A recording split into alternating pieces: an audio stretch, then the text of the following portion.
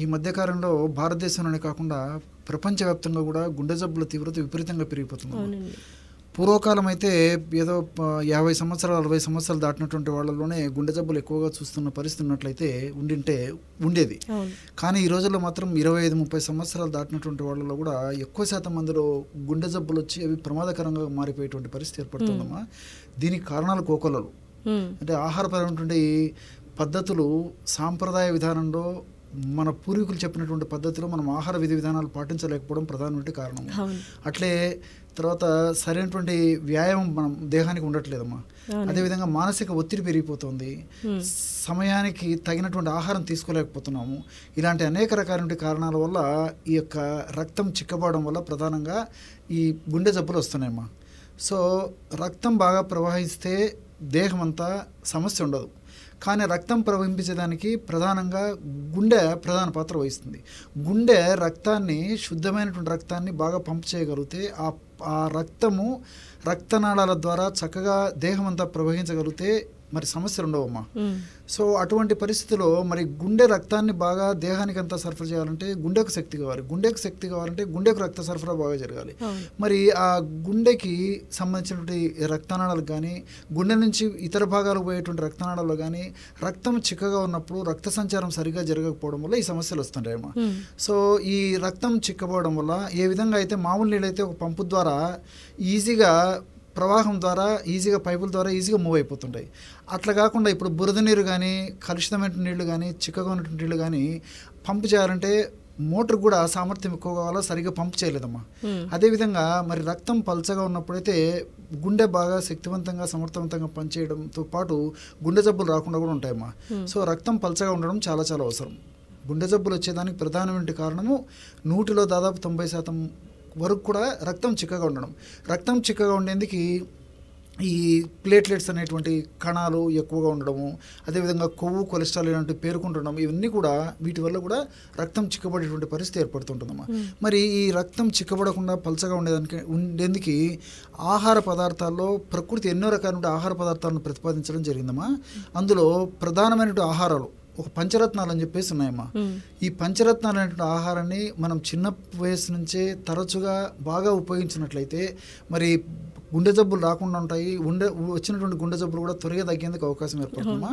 అలాంటి పంచరత్నాల్లో ప్రధానంగా మనం చెప్పుకోదగ్గది అల్లం, రెండవది పసుపు, మూడవది వచ్చేసి దాల్చిన చెక్క, నాలుగవది వెల్లుల్లి, ఐదవ వచ్చేసి విటమిన్ ఈ విటమిన్ కూడా ఎందులో ఉండేది కూడా చెప్తానమ్మా. సో అల్లాన్ని మనము నిత్య జీవితంలో ఆహార పదార్థాల్లో, వంటకాల్లో భాగంగా మనం వినియోగించినట్లయితే ఈ రక్తం చిక్కబడడం జరగదమ్మా. ఎందుకంటే ఈ అల్లంలో జింజరాలు అనేటువంటి ఫినాలు అనేటువంటి రసాయన పదార్థాలు ఉంటాయమ్మా. సో ఈ యొక్క రసాయన పదార్థాల ప్రభావం ఏమంటే లివర్లో థ్రాంబాక్సేజ్ అనేటువంటి ఎంజైమ్ ఉత్పత్తిని తగ్గిస్తాయి.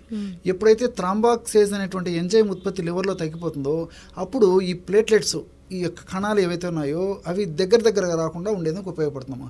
సో ప్లేట్లెట్స్ దగ్గరకు వచ్చినప్పుడే రక్తం గడ్డగడుతుంటుంది. ప్లేట్లెట్స్ దగ్గరకు రాకుండా ఉండేందుకు ఈ థ్రాంబాక్సేజ్ అనేటువంటి ఎంజైమ్ ఉపయోగపడుతుంది. ఆ ఎంజైమ్ ఎప్పుడైతే ఉత్పత్తి తగ్గుతుందో ప్లేట్లెట్స్ సహజంగానే దూరంగా ఉండేటువంటి పరిస్థితి ఏర్పడుతుంది కాబట్టి రక్తం గడ్డగట్టదమ్మా. సో థ్రాంబాక్సేజ్ అనేటువంటి ఎంజైమ్ ఉత్పత్తి తగ్గేందుకు ఈ యొక్క అల్లంలో ఉన్నటువంటి ఈ జింజరాలు, ఫినాల్ అనేటువంటి రసాయన పదార్థాలు ఉపయోగపడతాయి. అట్లే పసుపమ్మా, భారతీయ సంప్రదాయ వంటకాలలో మరి పసుపు పురాతన కాలం నుంచి కూడా వాడుకలు ఉండడం జరుగుతుంది. సో ఈ పసుపులో కూడా కుర్కుమిన్ అనేటువంటి రసాయన పదార్థం ఉంది. ఈ కుర్కుమిన్ అనేటువంటి రసాయన పదార్థం గుణం ఏంటంటే ఈ యొక్క ప్లేట్లెట్ కణాలను అతిగా ఎక్కువగా ఉత్పత్తి కాకుండా ఈ కంట్రోల్ చేసేటువంటి గుణం కర్కుమిన్కు ఉందన్నమాట. ఎప్పుడైతే ప్లేట్లెట్స్ కణాలు దేహంలో అతిగా ఉత్పత్తి కాకుండా ఉంటాయో అప్పుడు ప్లేట్లెట్ కణాలు ఒకదానికి ఒకటి దగ్గరగా వచ్చి చిక్కబడడం అనేటువంటి పరిస్థితి జరగదన్నమాట. కాబట్టి ఈ విధంగా కూడా ఈ యొక్క పసుపులో ఉన్నటువంటి కుర్కుమిన్ అనేటువంటి రసాయన పదార్థం ఉపయోగపడుతుంది. అట్లే మూడవ పదార్థంగా దాల్చిన చెక్క. సో మసాలా ద్రవ్యాల్లో మనం దాల్చిన చెక్క వాడుతుంటామా. సో పోపు దినుసుల్లో మరి అన్ని రకాల ఇంచుమించు అనేక అనేక రకాలైనటువంటి వంటకాల్లో కూడా దాల్చిన చెక్క వాడుకుంటున్నాం. ఈ దాల్చిన చెక్కలో ఉన్నటువంటి కౌమారెంట్స్ అనేటువంటివి కూడా రక్తం పలచబడేందుకు కావాల్సినటువంటి వివిధ రకాలైన రసాయన పదార్థాలను బాగా దేహంలో ఉత్పత్తి చేస్తాయమ్మా. సో దీనివల్ల మన రక్తం పలచబడేందుకు కావాల్సినటువంటి ఈ హార్మోన్స్ ఇతర ఫ్యాక్టర్స్ను కూడా ఈ దాల్చిన చెక్కలో ఉంటే కౌమారెంట్స్ బాగా ఉత్పత్తి చేస్తాయి అన్నమాట. సో దీనివల్ల కూడా రక్తం పలచగా ఉండి రక్త ప్రవాహం బాగా జరిగి గుండె జబ్బులు రాకుండా ఉండేందుకు అవకాశం ఏర్పడుతుంది. అట్లే వెల్లుల్లి వెల్లుల్లిలో అలిసిన్ అనేటువంటి రసాయన పదార్థం ఉంది. ఈ అలిసిన్ అనేటువంటి రసాయన పదార్థం గుణం ఏంటంటే లివర్లో ట్రైగ్లిజరైడ్స్ను పెరగకుండా ఇది కంట్రోల్ చేస్తుంది.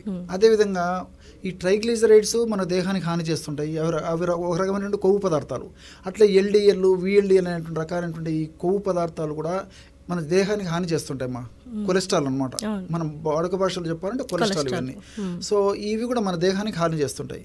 సో ఈ ట్రైగ్లిజరైడ్స్ ఎల్డిఎల్ ఇలాంటి చెడు కొలెస్ట్రాల్ హాని కలుగజేసేటువంటి కొవ్వులు దేహంలో రక్తంలో ఎక్కువగా ఉన్నప్పుడు రక్తం బురదలాగా తయారైపోతుందమ్మా. సో దీనివల్ల కూడా రక్తం గడ్డగట్టేటువంటి స్వభావం పెరిగిపోయి గుండె జబ్బులు వస్తుంటాయి. సో ఈ అలిసిన్ అనేటువంటి రసాయన పదార్థం ఏం చేస్తుందంటే ఈ ట్రైగ్లిజరైడ్స్ని తగ్గిస్తుంది. అదేవిధంగా మన దేహానికి ఇవి హాని చేసేది ట్రైగ్లిజరైడ్స్.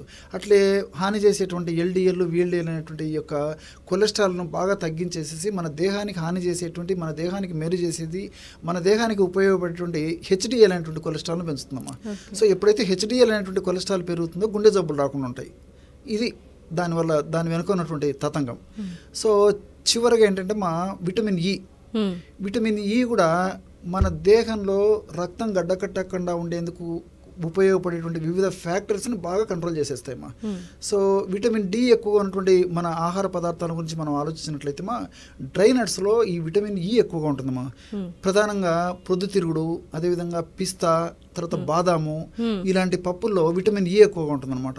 ఎప్పుడైతే ఇవి మనం తరచుగా దైనందిన జీవితంలో ఒక ఆహార పదార్థాల్లో ఒక భాగంగా వాడుకుంటుంటామో ఈ యొక్క ప్రభావం చేత కూడా మరి ఈ రక్తం గడ్డకట్టకుండా రక్తం పలచగా ఉండి మరి గుండెకు భారం లేకుండా గుండె జబ్బులు రాకుండా ఉండేందుకు అవకాశం ఏర్పడుతుందమ్మా.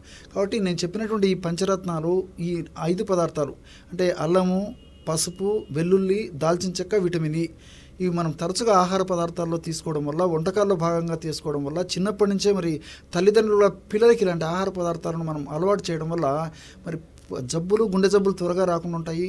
అదేవిధంగా వచ్చినటువంటి గుండె జబ్బులు కూడా మరి ప్రమాదకరంగా పరిణమించకుండా ఉండేందుకు కూడా అవకాశం ఏర్పడుతుంది.